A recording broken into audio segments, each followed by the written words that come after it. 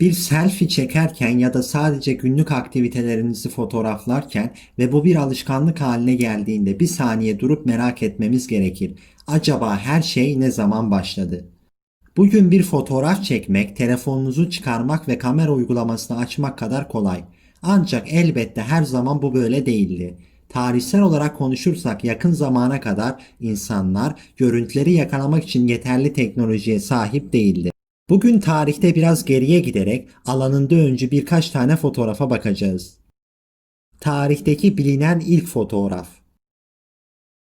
Dünyanın ilk fotoğrafı ya da en azından hayatta kalan en eski fotoğraf Joseph Nips tarafından 1826 ya da 27'de çekildi. Heliografi olarak bilinen bir teknik kullanılarak çekilen çekim Nips'in evinin üst katındaki bir pencereden çekildi. Yıllar geçtikçe teknolojinin gelişmesi sonucu çekilen bu ilk fotoğraf geliştirildi ve resimdeki ögeler daha net anlaşıldı. Eski fotoğrafı geliştirmek için modern teknikleri kullanarak 1826 veya 27'de çekilen bu fotoğraftaki bazı ayrıntıları görmeye başlayabiliriz. Pencerenin üstünde sağdaki yapının genel şekli net bir şekilde görülebilir. Renkli versiyonda ise yakındaki binaların çatılarını ve arka planda bir alan görülebilir.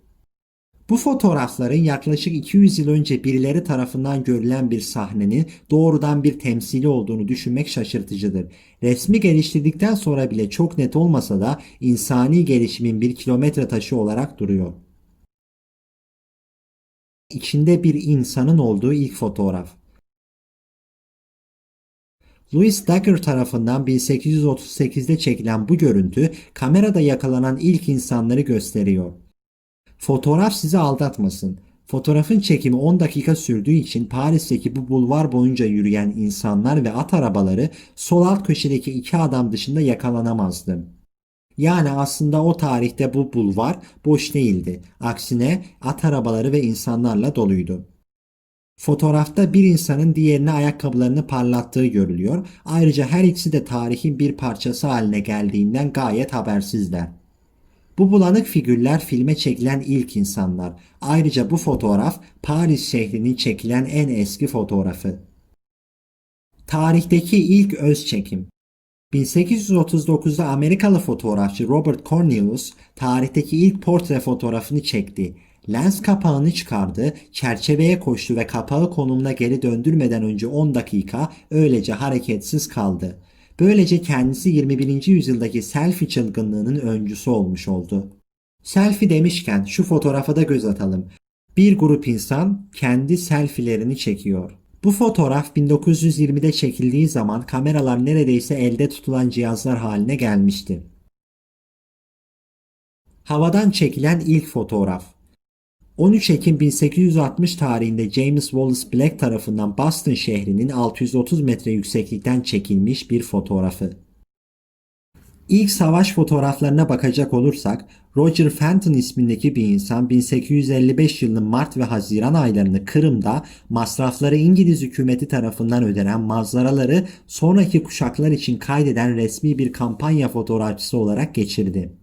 Bu kayıtlar kısmen dönemin fotoğrafik tekniklerinin sınırlamaları nedeniyle savaşları, patlamaları, yıkımları, yaraları, kanları ve gözyaşlarını yakalamayı başaramadı.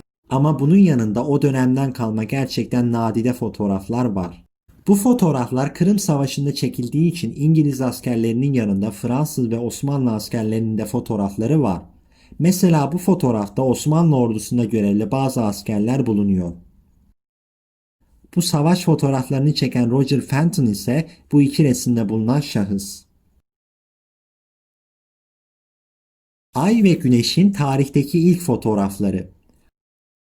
John Draper'ın 1840 tarihli bu fotoğrafı Ay'ın çekilmiş ilk fotoğrafıdır. New York Üniversitesi'ndeki çatı katındaki gözlem evinden alınan görüntü o zamandan beri büyük hasar gördü. Ay'ın ilk fotoğrafından sadece 5 yıl sonra 1845'te Fransız fizikçiler Louis Fizeau ve Leon Foucault Güneş'in ilk fotoğrafını çekmeyi başardı. Bu eski fotoğrafta bile güneş lekelerini görmek mümkündür.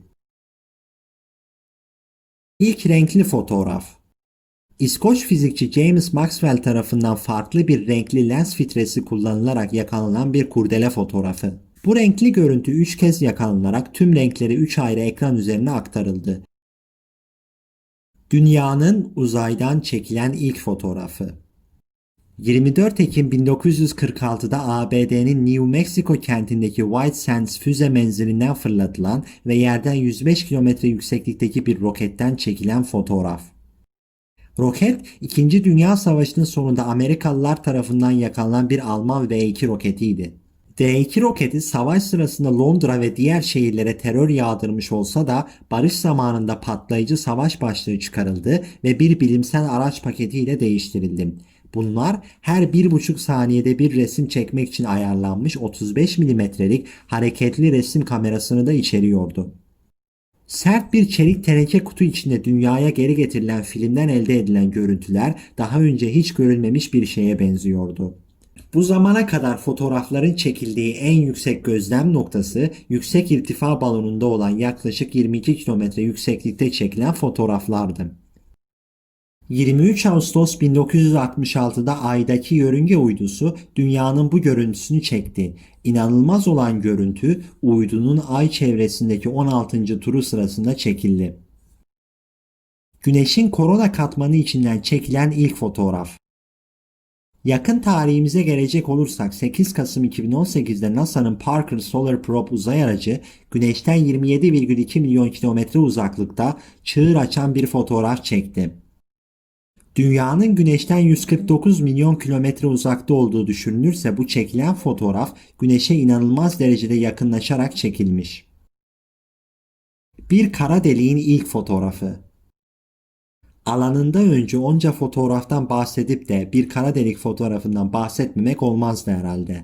Nisan 2019'da NASA bir kara deliğin bilinen ilk görüntüsünü yayınlamıştı. Bu gizemli varlık Messier 87 galaksisinin merkezinde yer alıyor. Dünyadan 55 milyon ışık yılı uzaklıkta bulunan bu kara deliği olay ufku teleskobu olarak adlandırılan dünyanın dört bir yanındaki teleskop dizisi uzun uğraş ve çabalar sonunda çekebildi. Gördüğümüz ışıklı disk kara deliğin birikme diskidir ve burada sıcak gazlar boş uzay etrafında dönüyor. Evet, bu videoda tarihte çekilmiş ilk fotoğraflardan bahsettik. Videoyu beğendiyseniz abone olup bana destek olmayı lütfen unutmayın.